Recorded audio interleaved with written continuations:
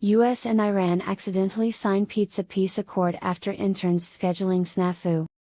In a turn of events so absurd it could only happen at the United Nations, world peace has been accidentally achieved thanks to a frazzled intern, a stack of pizzas, and a toppings dispute that somehow solved the US-Iran conflict.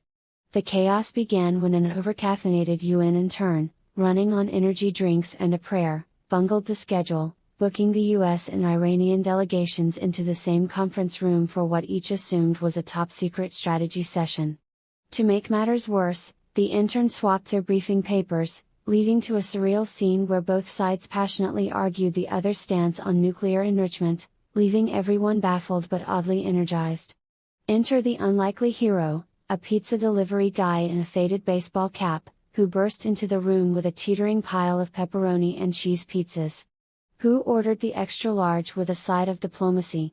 He chirped, oblivious to the geopolitical powder keg he'd just strolled into.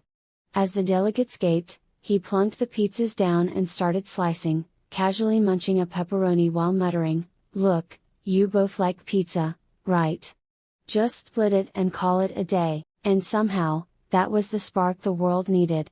Culinary diplomacy takes over.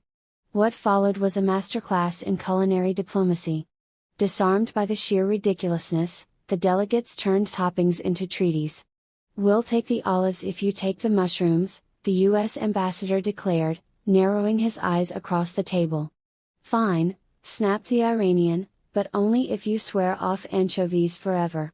In a flash of grease-stained brilliance, they scribbled a ceasefire on a pizza box, complete with clauses like, "No more pineapple provocations," a sly nod to halting drone strikes, "Equal garlic knot distribution," code for resource sharing, a UN translator with a head cold didn't help, mangling ceasefire into cheese fire, which sparked a brief but intense debate about whether cheddar could be weaponized. Culinary diplomacy takes over. What followed was a masterclass in culinary diplomacy. Disarmed by the sheer ridiculousness, the delegates turned toppings into treaties.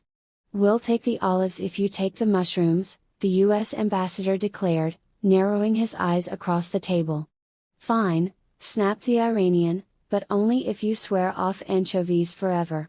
In a flash of grease-stained brilliance, they scribbled a ceasefire on a pizza box, complete with clauses like, "No more pineapple provocations," a sly nod to halting drone strikes, "Equal garlic knot distribution," code for resource sharing, a UN translator with a head cold didn't help, mangling ceasefire into cheese fire, which sparked a brief but intense debate about whether cheddar could be weaponized. Trump tweets and Twitter diplomacy. Meanwhile, President Trump, who had been tweeting about the pizza, inadvertently started a dialogue. "Just had the best pizza ever at the UN. Tremendous. Iran deal. We'll see. #MAGA, he posted. The Iranian leader, not to be outdone, replied, "Our pizza is superior. But we can share recipes for peace." This unexpected Twitter exchange led to a back and forth that somehow diffused tensions, with both leaders agreeing that soggy crust is the real enemy. International chaos ensues. The madness escalated when the French delegate barged in, waving a croissant and ranting, "Diplomacy without butter is no diplomacy at all." By then, the intern scheduling snafu was the least of anyone's worries. The delegates were too busy bonding over their mutual disdain for soggy crust to care about old grudges. Before anyone could say extra cheese, they'd hashed out a deal that left missiles off the table and pizza firmly on it. The Pizza Peace Accord goes viral. The Pizza Peace Accord hit the world like a sauce-soaked bombshell. Pundits dubbed it the tastiest breakthrough in history, while social media exploded with memes of world leaders wielding pizza cutters at signing ceremonies. Pizza chains jumped on the bandwagon, hawking peace pizzas with toppings from warring nations, think hummus and falafel meets matzo ball soup. The intern, miraculously promoted to chief of staff, is now planning a global potluck to tackle climate change, while the delivery guy, suddenly a celebrity, fields offers for a reality show called Diplomacy Delivered. "I just wanted a decent tip," he shrugged, as publishers waved book deals in his face. Global copycats emerge. The success of the accord inspired other nations to attempt their own culinary diplomacy. North Korea, not to be outdone, launched a missile with a kimchi pizza attached, which landed harmlessly in the Sea of Japan.